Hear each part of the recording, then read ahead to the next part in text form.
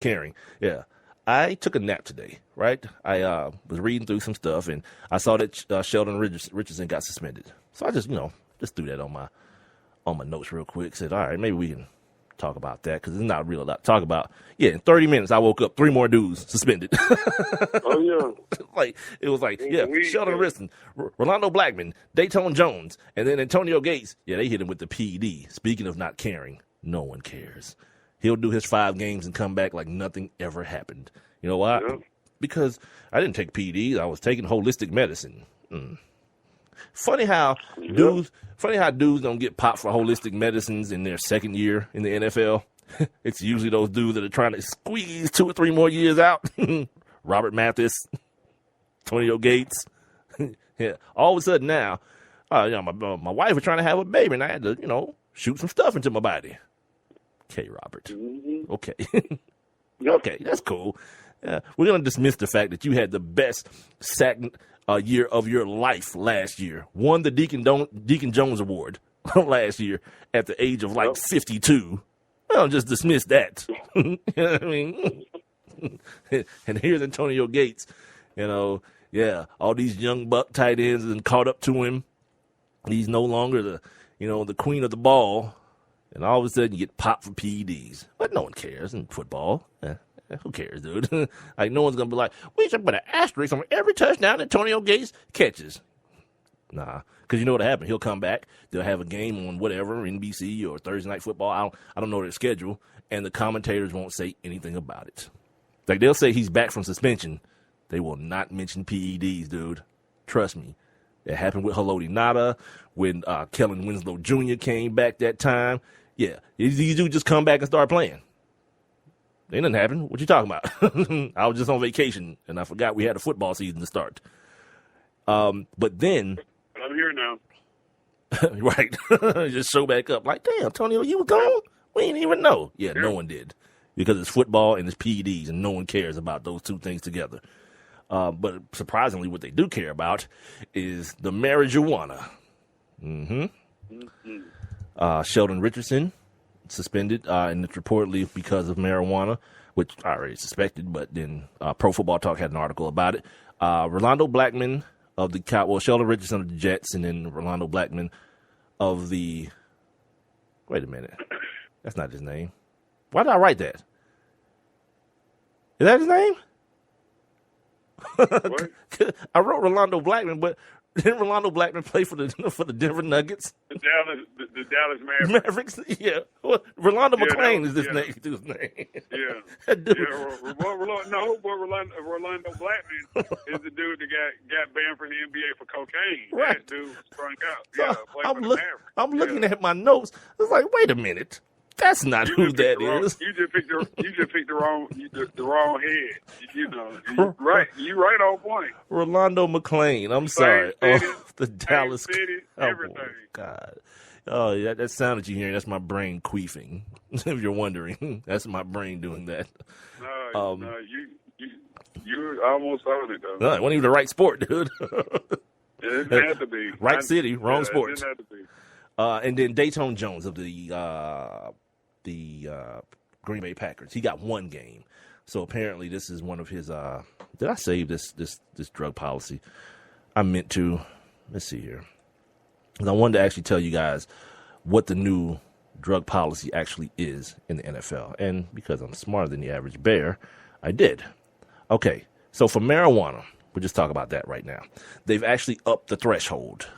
The NFL is ramping down its stance on marijuana use. The threshold for positive tests has been increased from 15 nanograms per milliliter to 35 nanograms per milliliter. I don't know if you guys remember me telling you about the fact that a fighter pilot, a astronaut, and an Olympic athlete could have more dope in his system, or marijuana, in his system, than an NFL player, which is ridiculous. And this all came about because of Josh Gordon, the test revealing that the amounts that were caught in his sample, or that were found in his sample, were consistent with someone who just had contact but didn't actually smoke. But yet and still, he was still suspended under the old policy. The discipline goes like this. The punishment for a positive test is also changing. as is the case now, a first-time offense lands the player in the substance abuse program without suspension. So these are the guys we don't know about. There are guys that are in this program that we don't know about. The primary difference in the punishment for a second positive defense, simply a 2-game fine.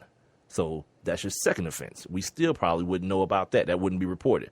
Each additional violation received the following progressive discipline: 4-game fine, 4-game suspension, 10-game suspension. A player therefore can test positive for marijuana 3 times without getting suspended, is the synopsis of that.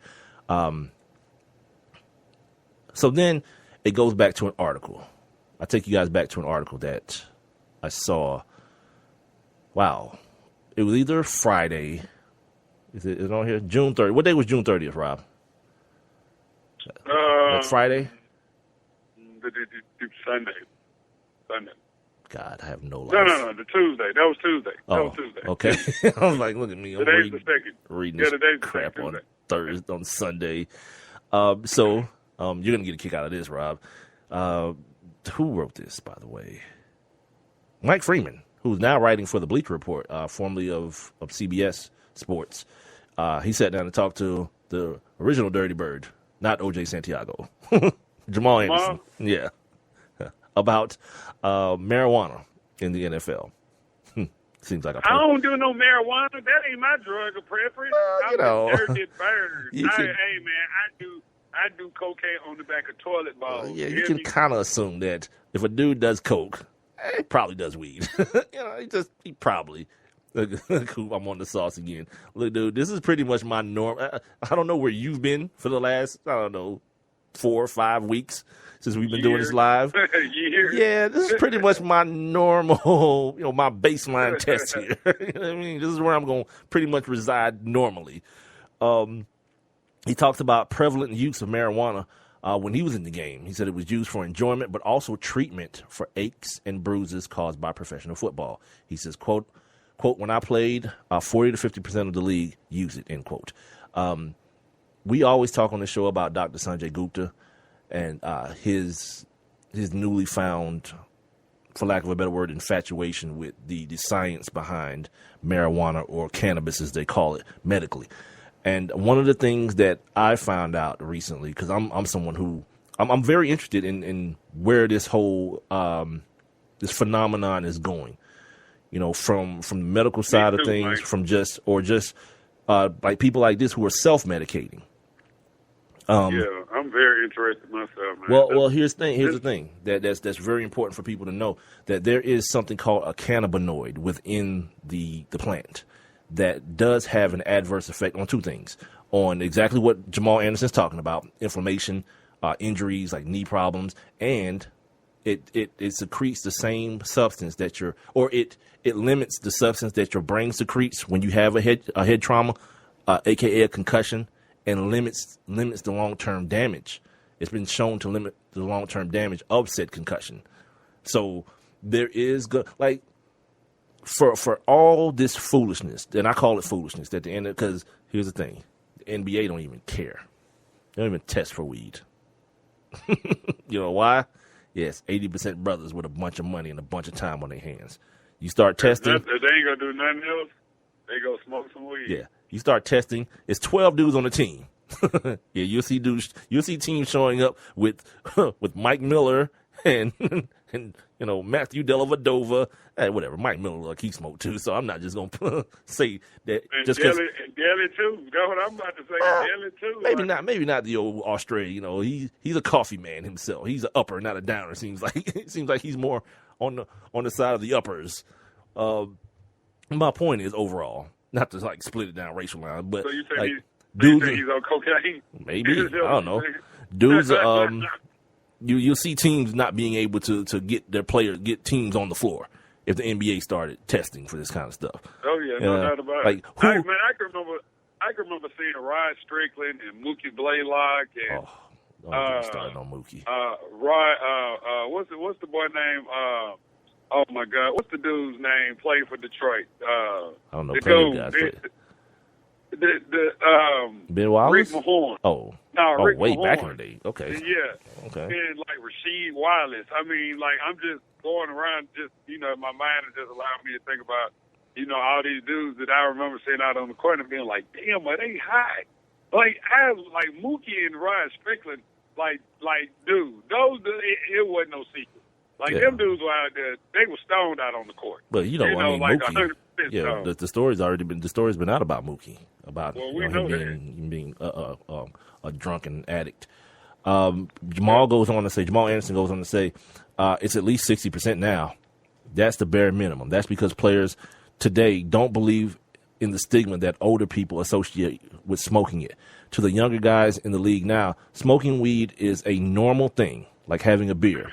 Plus, they know that smoking it helps them with concussions. See, this is part of my thing where, we talk about these players getting more educated, but we talk about it in the sense of guys retiring early and guys trying to save their body. But the guys who aren't trying to save their body, you know what they're trying to do? They're trying to heal their bodies. And while the NFL is going through what kind of lawsuit? One of these prescription drug lawsuits, like dudes I didn't even save that article. The dude that's hooked. It's not an article. I'm sorry, because I saw. I think it's going to be on Outside the Lines or 30 for 30 or something like that. But guys, they're talking about they end up after their careers taking like 100 pills a day and spending like $10,000 a week on pills and things like that. Yeah, that's ridiculous, right? But it seems to be okay because a doctor gave it to you, not the weed man. You know what I mean? And he goes on to say in this article, he talks about they did like some anonymous surveying of players.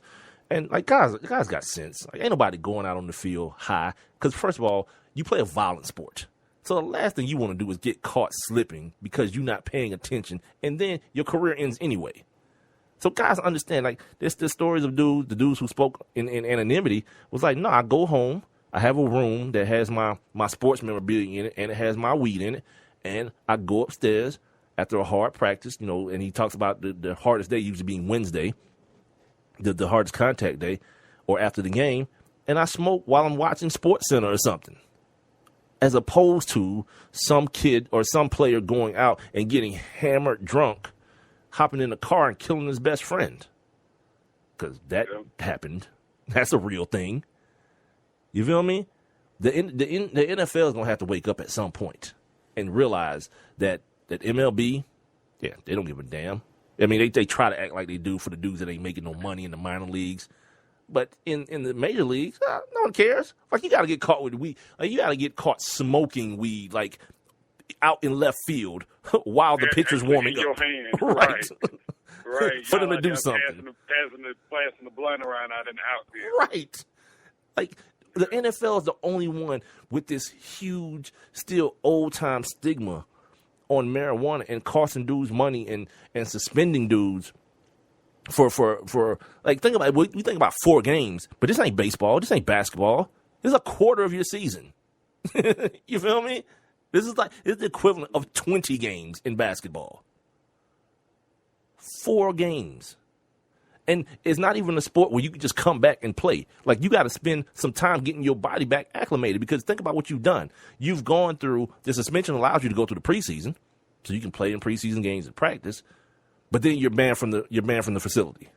So then you got to come back and then recondition your body to that contact and all those things again in a short amount of time. So really, conceptually, if we talking about a dude really not quite being ready to play until like 6 weeks, it turns into like a 6-week ordeal. Best case scenario, they're going to have to, like, at some point, the science is going to catch up with the NFL. And we're going to look back at all this criticism, and we talk about these kids being stupid and, this is like a stupid thing. You're going to get tested. Well, I also know my back hurt. You know what I mean? I know both things. So I want relief now, and I don't want no damn Vicodin or no damn Oxy whatever. Oxycodone. Yeah, Oxycontin, Oxycodone. I want none of that, because that's heroin. For those of you who don't know, it has the same chemical makeup of heroin. So if I said to you, okay, Rob, here's a spoon and a needle, or here's a joint, which one you reaching for, cuz? The joint? Of course, because you know what you can do with weed? Stop. But once that girl get in you, she ain't gonna let you go. Nope. That heroin ain't gonna let you go, boy. So, yeah, you got dudes post-career